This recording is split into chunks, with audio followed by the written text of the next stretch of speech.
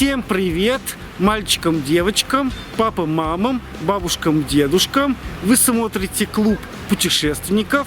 И с вами я, Евгений Манаенков. И сейчас мы с вами отправляемся в сказочный город Великий Устюг Вологодской области. В гости к Дедушке Морозу.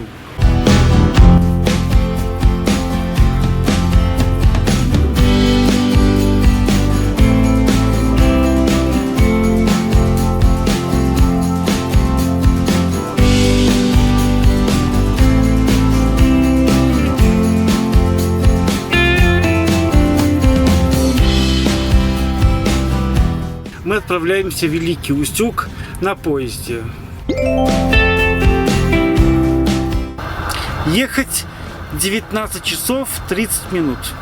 Также, дорогие друзья, нам предлагается сухие пайки. Ну, такой небольшой легкий завтрак.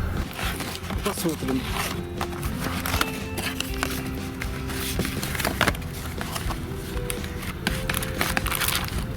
Водичка. Это у нас пюре питьевое, батончик, вилочки и ложечки.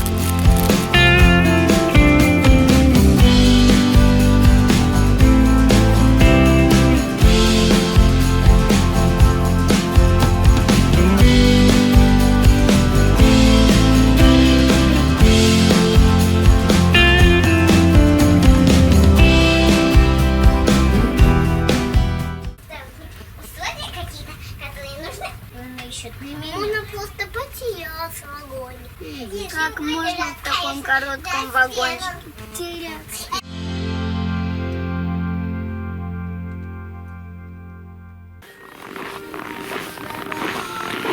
Дорогие друзья, мы прибыли с вами в Великий Устюг.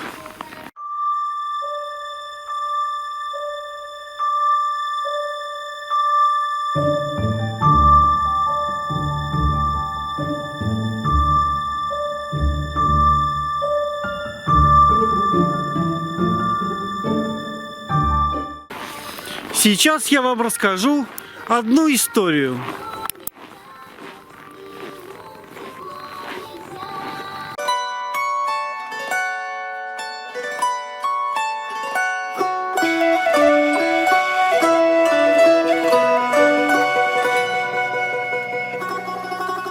Есть на свете такой чудесный сказочный городок, как Великий Устюг.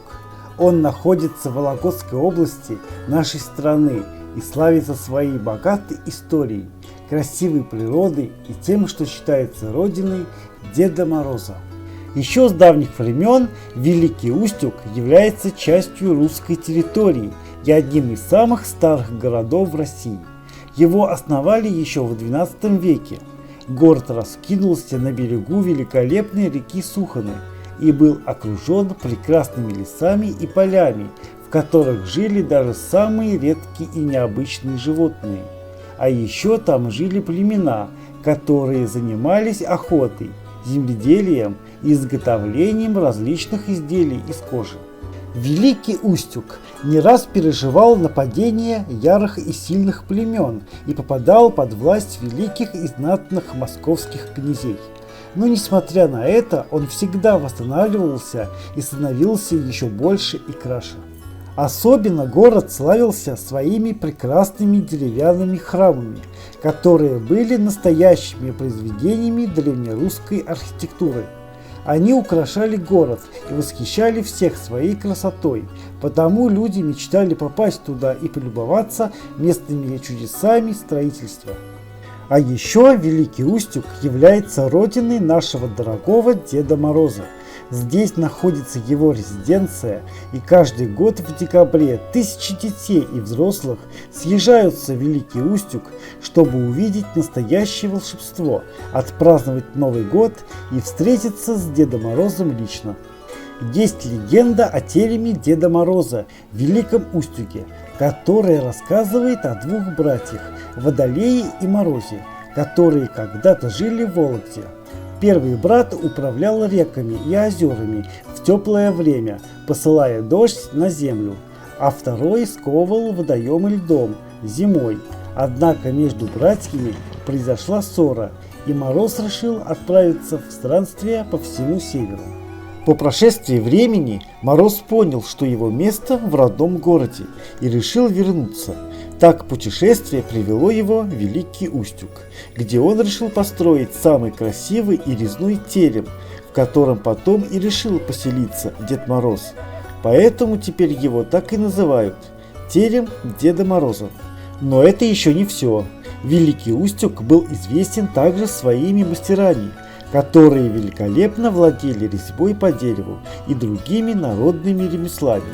Здесь можно было увидеть великолепные изделия из дерева, красивые росписи на матрешках и другие удивительные и уникальные произведения русского народного творчества. Великий Устюг – настоящая жемчужина России, место новогоднего волшебства и чудес. Каждый, кто посещал его, ощущал его необыкновенную красоту и атмосферу. Это место, где можно оказаться в настоящей сказке, погрузиться в историю, а также насладиться красотой русской природы, вдоволь наиграться, веселье, зимние игры и развлечения, катание на санях, игра в снежки, строительство настоящей крепости и многое-многое другое.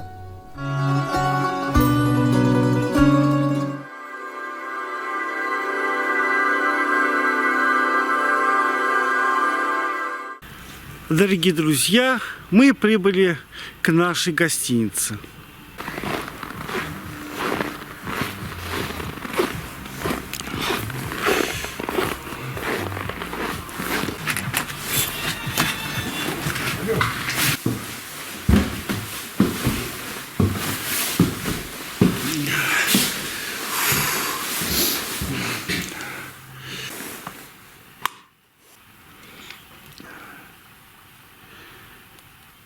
Вот такой, дорогие друзья, номер на 6 человек.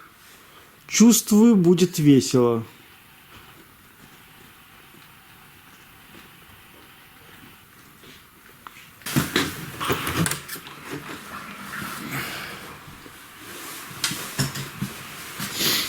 Здесь умывальник, душ и туалет.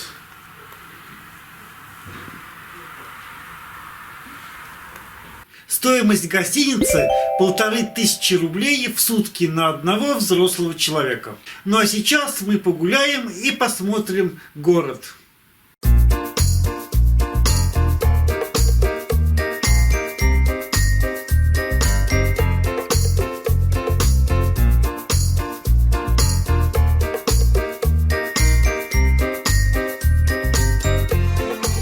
Нам опять же мы видим, да, похож на трехэтажный, но он не трехэтажный. Это бывшая усадьба нашего купца Накаткова, который в нашем городе организовал конфетную фабрику. И до сих пор... Накатков, да. И до сих пор в нашем городе эти конфеты у нас делают. Шоколадных у нас конфет не делают, только делают карамель. И, наверное, помните из детства такие палочки, конфетки. Это мятная, барбариска, дюшес. Они до сих пор делаются и до сих пор заворачиваются в бумажную этикетку. А барбариски здесь делались? Да. Придумались, да? Нет, не знаю, что придумали, но они делаются. Сейчас она называется та самая. В связи с тем, что начали сертифицирование вот этих продуктов, запретили использовать название барбарис. Нам пришлось переименовать ту самую, хотя это было в советское время придумано. В нашей истории, конечно же, очень много там таких конфет до сих пор делают. Это петушиные гребешки, это как раковые шейки раньше. Дальше у нас есть такие большие карандаши, которые у нас раньше всегда преобладали в наших подарках новогодних. Дорогие друзья, я сейчас прогуливаюсь по набережной.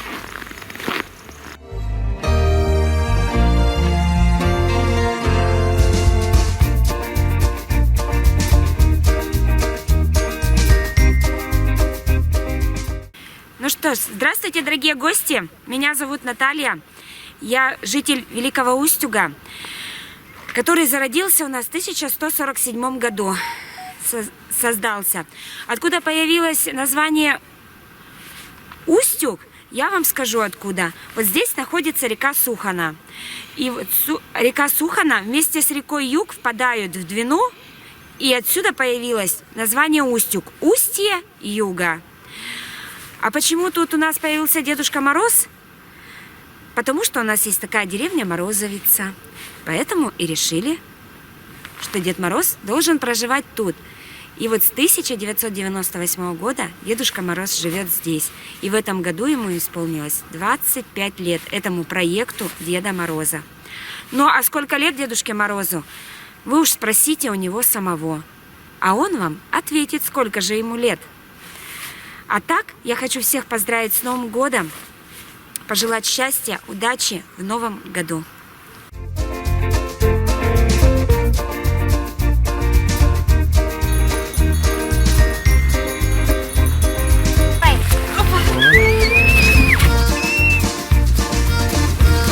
Я сама!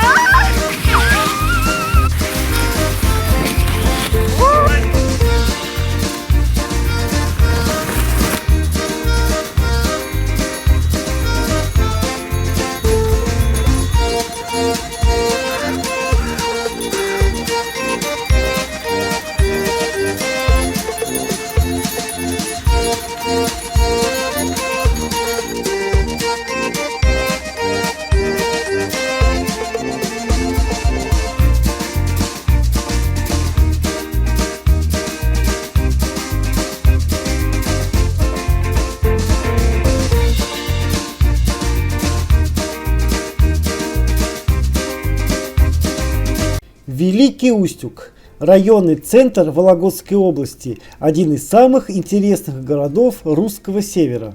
Великий Устюг определенно самый большой из малых городов севера. В настоящее время в нем проживает около 36 тысяч жителей. Город расположен примерно в 450 километрах от Вологды на северо-восток, в одном из самых удаленных углов Вологодской области, вблизи ее границы с Архангельской и Кировской областями. Райцентр имеет статус города-заповедника.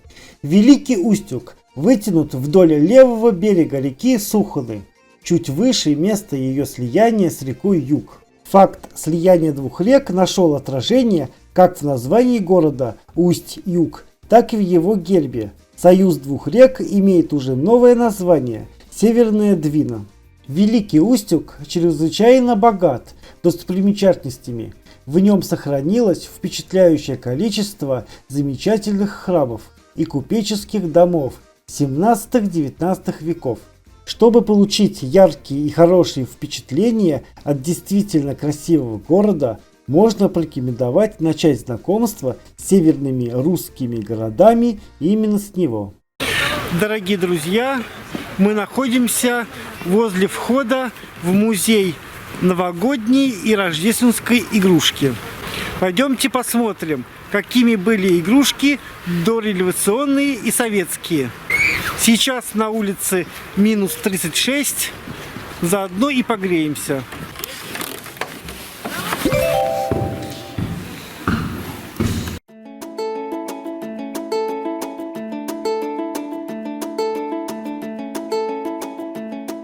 Музей был открыт в 1998 году. В нем собрана обширная коллекция разнообразных новогодних елочных украшений российского производства. Такое количество украшенных елей редко можно увидеть в обыденной жизни, даже на новогодние праздники. Изюминкой каждой является тот факт, что украшения на ней строго соответствуют определенному историческому отрезку времени.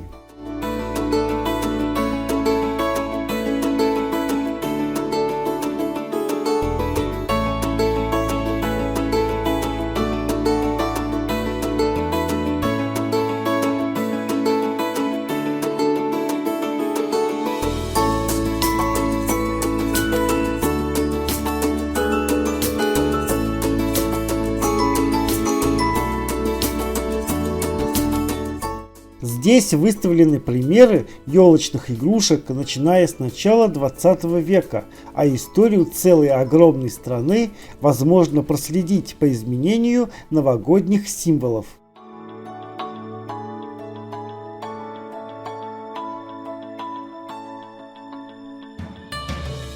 Помимо, собственно, игрушек, на выставке собраны открытки, фигуры Деда Мороза и его внучки Снегурочки, выполненные из различных материалов, игрушки, подарки и фотографии той эпохи.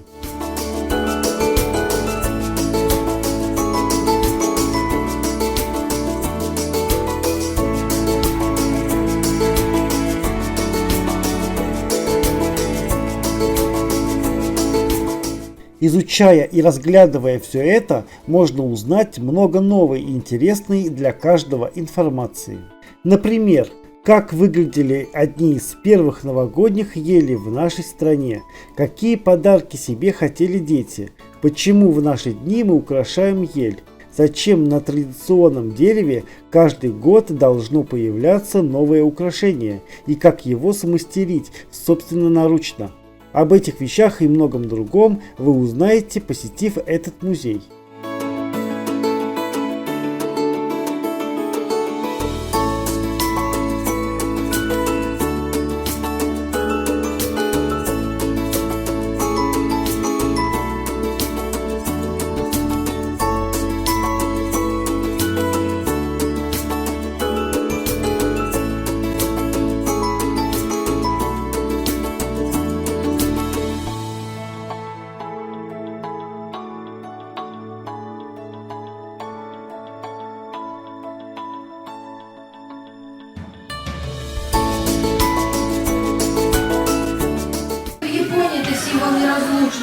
А у взрослых одним из самых популярных новогодних подарков является веер. Его дарят как женщинам, так и мужчинам, причем сразу по 3-4 штуки. Отдельное помещение музея отведено под экспонаты, которые рассказывают посетителям, как отмечают Новый год в других странах нашей планеты. Рассмотрев различные примеры и удивившись некоторым особенностям заграничных торжеств, многие родные символы и мероприятия станут понятнее и ближе. Во многих странах этот праздник отмечается совсем по-другому и даже иногда в другое время года. Где-то на смену нашему деду к детям приходит Санта, но постоянным для всех народов остается незабываемая атмосфера праздника, ожидания чудес и надежды на будущее.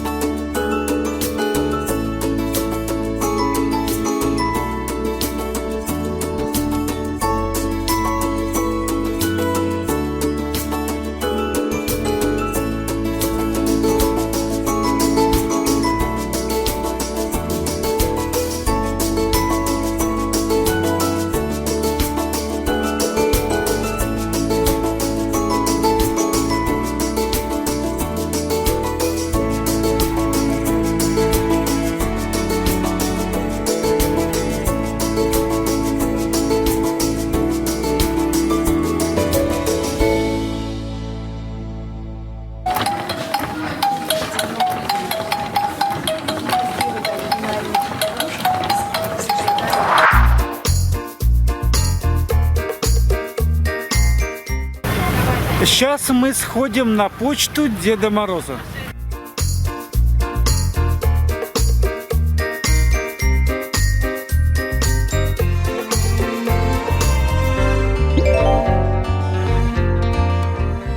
Я почтуля, помощница Деда Мороза.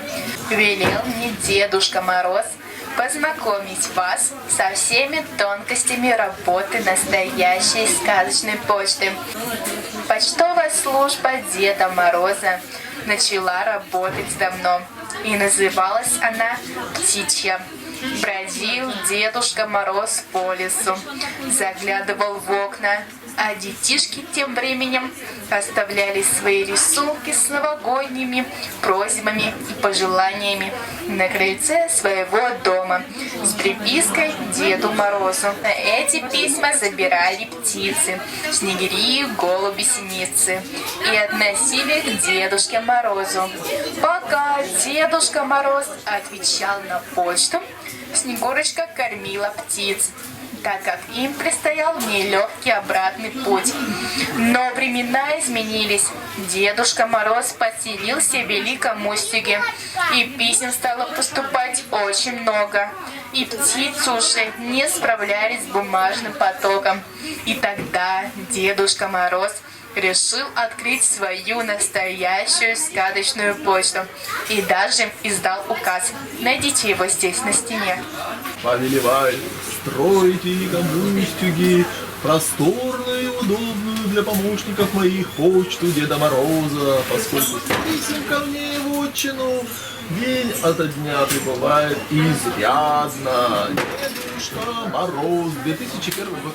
Молодцы, именно с 2001 года почта начала свою работу. Как раз обрела свой официальный почтовый адрес. Я вот сейчас зачитаю, а вы постарайтесь запомнить. Кому? Деду Морозу. Куда? Вологодская область. Город Великий Устюг. Октябрьский переулок 1А. Индекс 162 390. Надеюсь, что запомнили. Все равно потом проверю.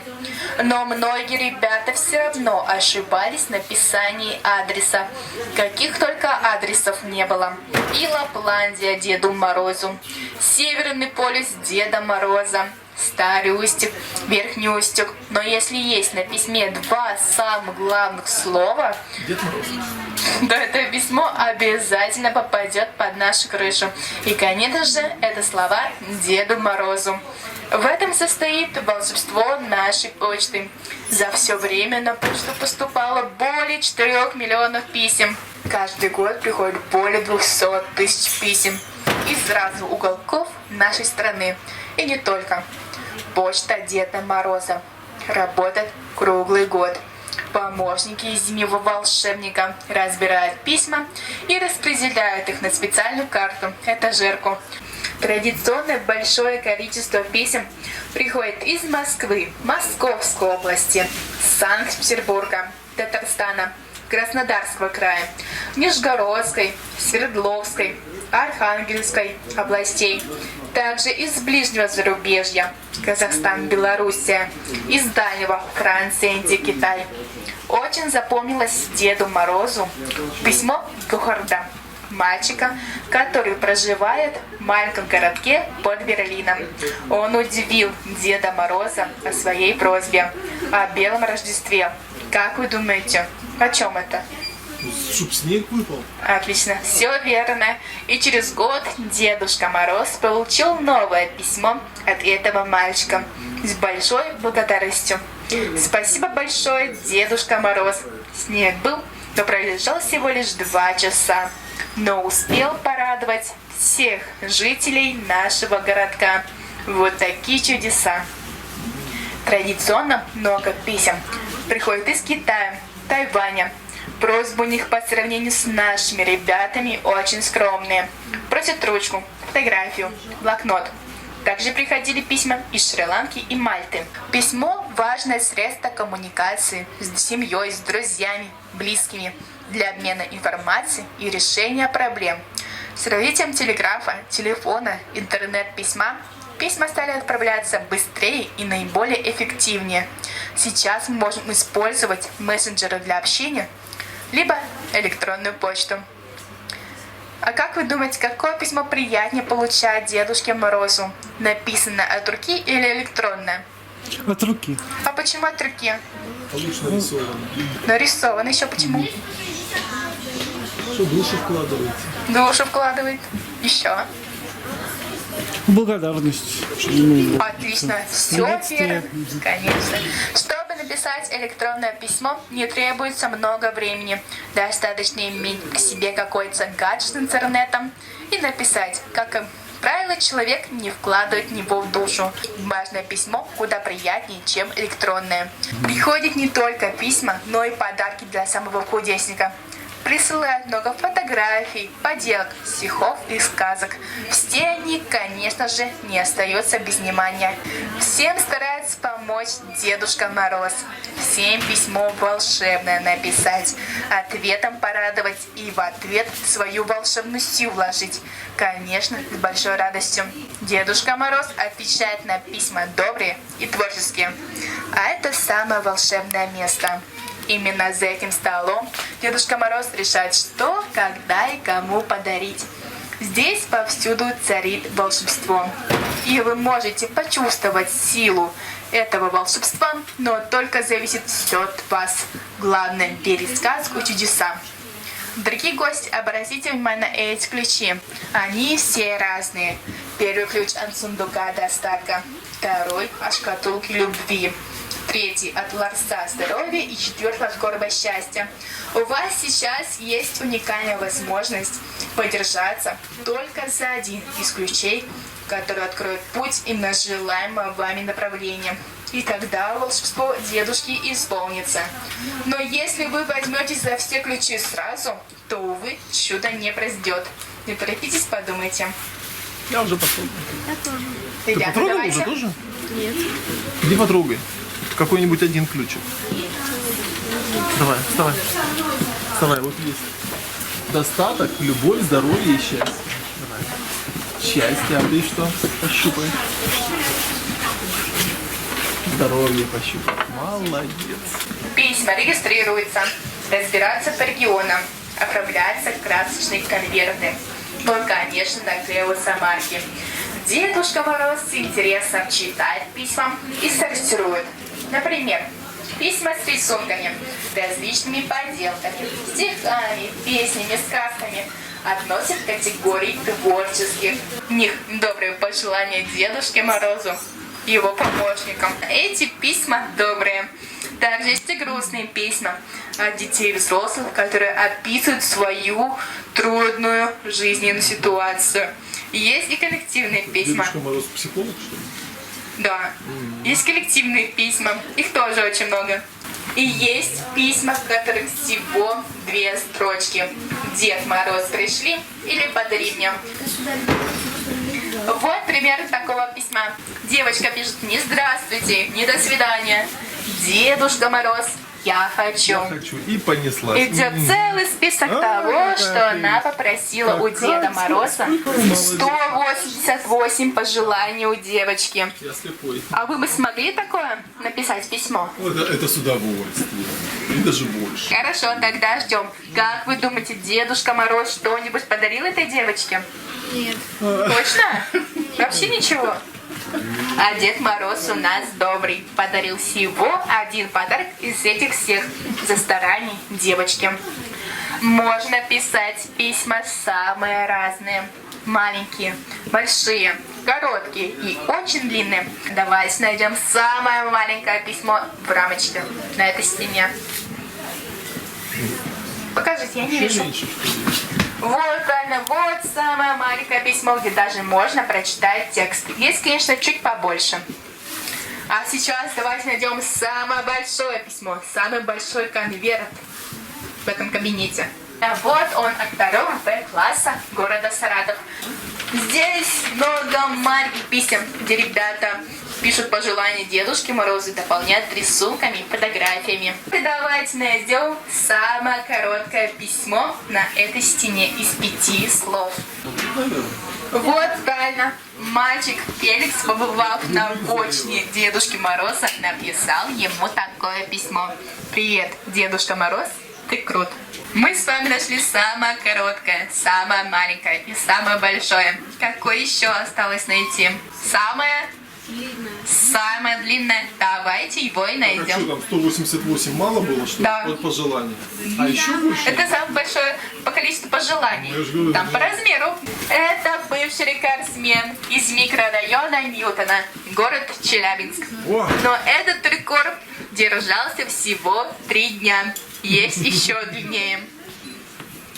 112 метров 66 сантиметров. Да, Есть еще длиннее. Вот здесь где-то. Есть где-то. Вот здесь где-то. Вот здесь вот, в этом уголке. Сдаемся. Вот это письмо от ребят из языковой студии Я же Welcome. говорю, свернутый. В написании письма участвовало 405 учеников. Оно чуть длиннее 112 метров. Как вы думаете, сколько? 120. Отлично, более 120 метров, а точнее 122. Также есть письма, на которые Дедушка Мороз, даже если бы очень-очень захотел ответить, но, увы, не сможет. Да нет обратного почтового адреса. В год таких писем насчитывается около 5 мешков. В наше время просто необходимо уметь правильно написать письмо, независимо от того, кому оно адресовано. Первое. Приветствую. Поприветствовать. Потом... Нет. О себе написать. Коротко очень. О себе. Дальше. О своих подвигах, семье. О пятерках твоих. Еще что? Дальше Потом подарок. просьба. Подарок. Потом что нужно сделать? Попрощаться и подписаться. Да? Нет, что после подарка идет? Надо написать пожелание Дедушке Морозу или нет? Вот, пожелание и попрощаться. А что такое открытое письмо, вы знаете? Это особый вид почтовой карточки, популярная поздравительная открытка. Во многих семьях открытка является неотъемлемой частью праздника.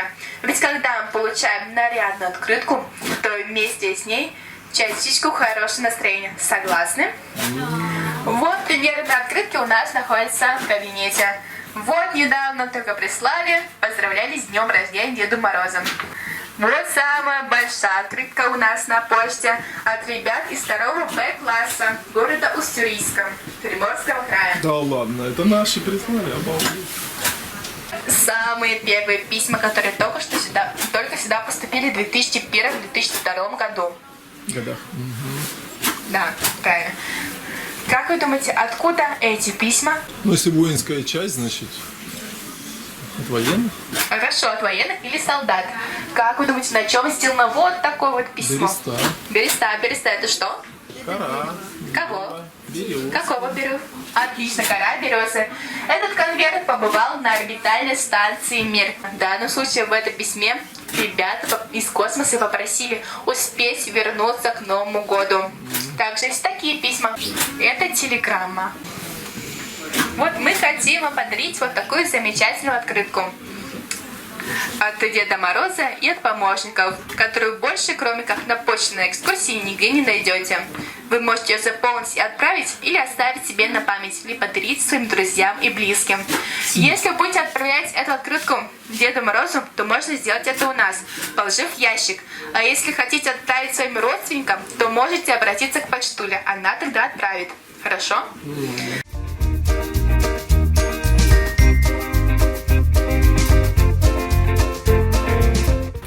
Дорогие друзья, а мы сейчас посетим городскую резиденцию Деда Мороза.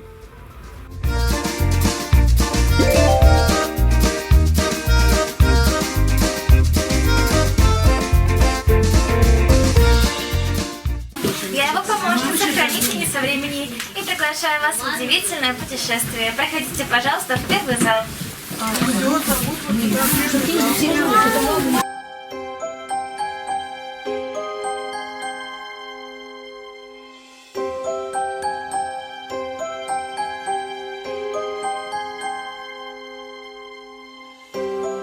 Он с подарками приходит, работу с нами водит. Белой бородой вопрос, кто же это? Дед Мороз, конечно же. Здравствуйте, здравствуйте, дорогие друзья. Вот и пришло время нам с вами встретиться. Рад приветствовать вас в своей городской резиденции. Вы попали в незабываемую сказку с множеством сюрпризов и чудесного перевоплощения в мир волшебных приключений и удивительных встреч. Знаете ли вы, мои дорогие друзья, сколько длится волшебство? Сколько же длится волшебство, вы знаете? 12 дней. Помните, что волшебство длится всего 1 миг, а миг – это чрезвычайно короткий промежуток времени. А вот посложнее загадка. Слушайте внимательно. В квартире на стенке загадка висит, и целыми днями она говорит: когда мне гулять, пить кефир, танцевать, смотреть телевизор, компьютер включать. Могу я крутить у загадки усы? Ну вы догадались, что это... Да, правильно ли Дедушка Мороз? Да, ребятушки, часы. Именно они время нам показывают. Именно часы нас предупреждают, чтобы мы никуда не опоздали. Помните, что время бежит очень быстро. Не растрачивайте его впустую. Дела добрые делайте, ближним помогайте. Без дела не сидите, не теряйте ни одной минуты. Проводите его с пользой. И тогда хорошие чудеса обязательно будут в вашей жизни. Ведь, как говорится, никогда не оставляйте на завтра то, что можно сделать сегодня. Что ж, мои родные, дальше путешествие продолжайте. Вас еще ждет много интересного. Время перенестись в прошлое и узнать, как же Новый год праздновали аж 100 лет назад в домах купеческих. А я вам до новых встреч говорю и мою сказочную вотчину приглашаю. До скорой встречи! Пока-пока. Ну что ж, вот такая замечательная встреча по видеосвязи прошла с нашим зимним волшебником. Сколько лет прошло, люди со всей планеты задаются вопросом, кто же такой Дедушка Мороз и почему именно Великий Устюг, а не Антарктида его родина. Сейчас я вам расскажу. Давным-давно на противоположном берегу реки Суханы стоял город-крепость Гледин. Именно оттуда родом 2 брата – Водолей да Мороз. Водолей горяч по нраву оказался, на другой берег перешел, стал град Великий Устюг охранять да прославлять. А Мороз напористей был, на родном берегу остался, посохом стукнул и велел там морозовице быть. Не усидел долго Мороз на месте, стал по свету белому колесить, секретов много накопил, а сколько он путешествовал, никто не знает. Но зато самые важные события его путешествия отображены в волшебном календаре. В городской резиденции Деда Мороза за время отвечают хранители времени, а за всю историю сказочную 12 братьев. Как вы думаете, что это за братья? 12 месяцев. Конечно же, 12 братьев-месяцев, каждый из которых имеет свое старославянское имя. Эти имена дали для них наши далекие предки. 12 дружных братьев охраняет волшебный календарь Дедушки Мороза.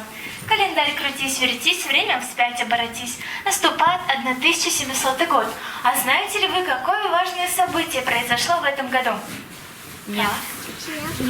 Царь Руси Великий Петр I издал указ о том, что Новый год будут праздновать в месяц зимний январь. А когда же до этого праздновали Новый год, вы знаете? Да, все верно, в сентябре. Представляете, без сугробов пушистых, заботах да хлопотах. Календарь вращаем, в конец 1830 года попадаем. А в этом году в нашу страну пришла такая традиция наряжать елочку. Давайте посмотрим, чем же была украшена елочка в то время. В конфетах, в печеньях. Да, все верно, конфетами, печеньем, пряниками, а также самодельными гирляндами. А в период с конца 19 и начала 20 веков Дедушка Мороз начал разносить подарки. До этого такого никогда не бывало, а теперь не хуже коллеги Заморского стал справляться.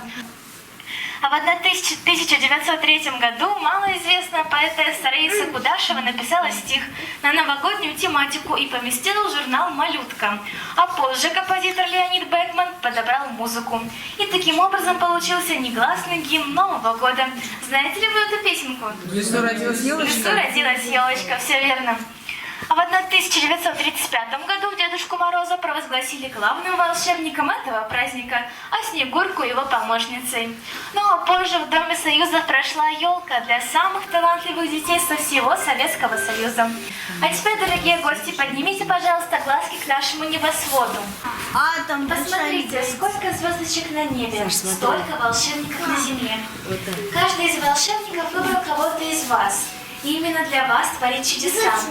А по сказаниям, из малого ковша большой волшебники переливают свою силу. Именно в это время происходят чудеса. А Дедушка Мороз говорит, что в волшебство нужно обязательно верить. Посмотрите, как много друзей у нашего Дедушки Мороза. Все они приезжают к нам в гости в один очень важный день. Как вы думаете, что это за день такой? Новый год. Так, а есть еще не менее важный. День рождения. А когда же день рождения Дедушки? 18 ноября. 18 ноября, все верно. Именно в этот день все друзья собираются у нас в городе. Давайте начнем с Бабы Яги. Так, на метле, на ступе, а еще... Ну, избушка. В избушке на курьих ножках, все верно, так. Так, Алеша Попович на чем к нам приезжает? На след своем. На коне, он же богатырь. Так, Иван Царевич. На сером. Все верно, на сером волке.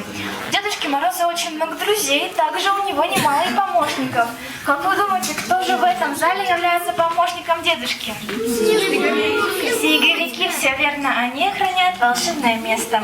Если встать рядом с ним, закрыть глазки и помечтать, то эти мечты обязательно сбудутся. Я приглашаю вас в самую волшебную комнату, в комнату исполнения желаний. Проходите, пожалуйста.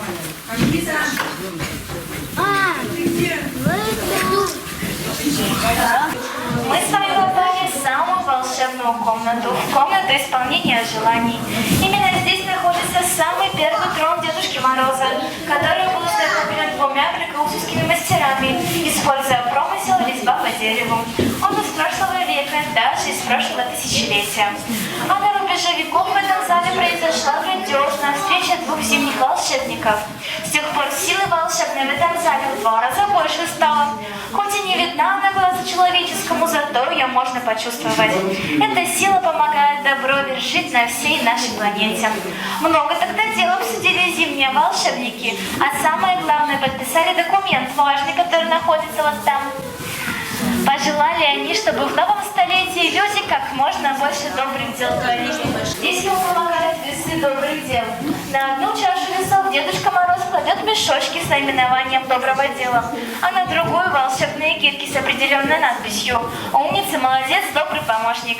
А все добрые дела хранятся у дедушки в книге добрых дел. Записывают сюда добрые дела наших гостей, а потом обязательно их перечитывают. Завораживают и морозные узоры на окнах.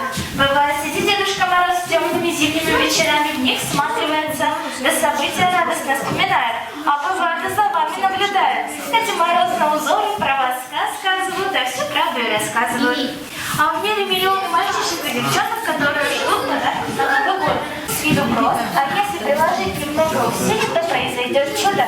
Мешок в размерах увеличится. Так что сколько ни клади, все поместится. Дедушке Морозу найти точный адрес, куда нужно доставить подарок. Здесь ему помогает волшебный компас. Он указывает точную дорожнику, куда нужно доставить подарок. Так что лучше дедушку не путать и называть точный адрес, где вы живете. Представляете, бывает и такое, что ребятки забывают заказать подарки на Новый год и вспоминают об этом только перед самым праздником. Здесь дедушки помогают валиночки, да не простые, а скороходами их называют. А будет Дедушка Мороз и полетит со скоростью вьюги и метели. Есть и такие места, куда на обычном транспорте не добраться. Здесь Дедушки Морозу помогают лыжи суперпроходимые. Они могут доставить его в любую точку нашей огромной страны. А знаете ли вы, дорогие гости, сколько Дедушке Морозу лет? Ему 1222. Так, Дедушке Морозу столько лет, сколько существует белый свет. Тогда где же он здоровье до молодости вечно набирается, спросите вы? Здесь все просто, есть у него волшебное зеркало. Каждое утро он в него всматривается, да здоровья набирается. А где здоровье, там и молодость вечная. Вы также можете в него посмотреться. Человеку очень тяжело, когда близкие теряются или связь с ним утрачивается из-за глупых обид. Здесь Дедушке Морозу помогает волшебный клубочек. Ниточку на пальчик намотаешь, потерянное вернется и обиды вмиг рассеется. Решили однажды 13 дружных братьев приготовить Дедушке Морозу подарок. Каждый из них изготовил по посоху да наделил своей волшебной силой. Коли кто пожелает себе или своим близким здоровья, Дедушка Мороз 3 раза посохом о пол стукнет, и это желание вмиг исполнится. Теперь обратите, пожалуйста, внимание на самый волшебный Дедушкин кристалл, который находится в центре волшебной комнаты. Этот кристалл способен исполнить всего лишь одно заветное желание. Подумайте, какое оно у вас. Закройте глазки и обязательно его загадайте. Ну а мы с вами вернемся на 100 лет назад. Проходите, пожалуйста.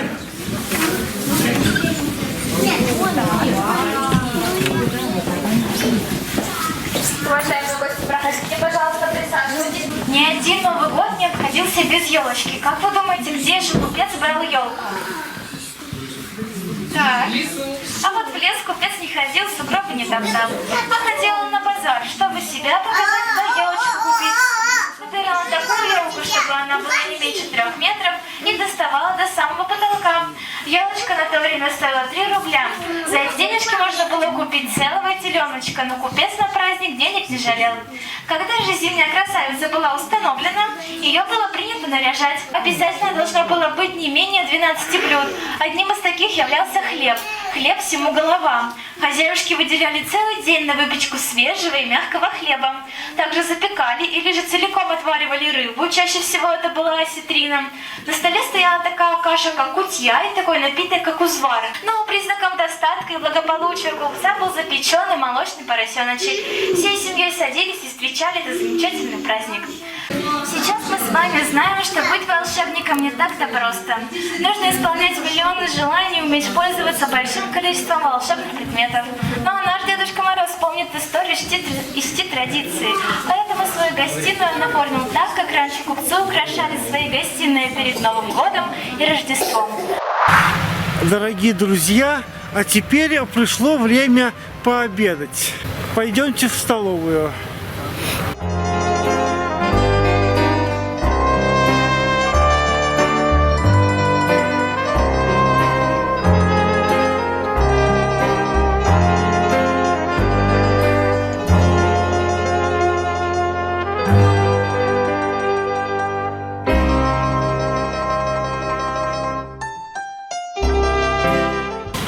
Я взял себе суп-солянку, пару кусков хлеба, на второе картошку в томате, отбивную и витаминный салат.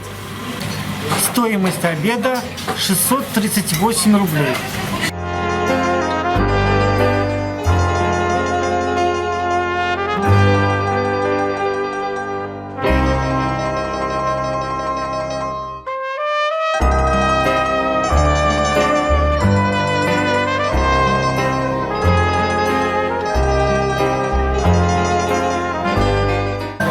Пообедали, было вкусно.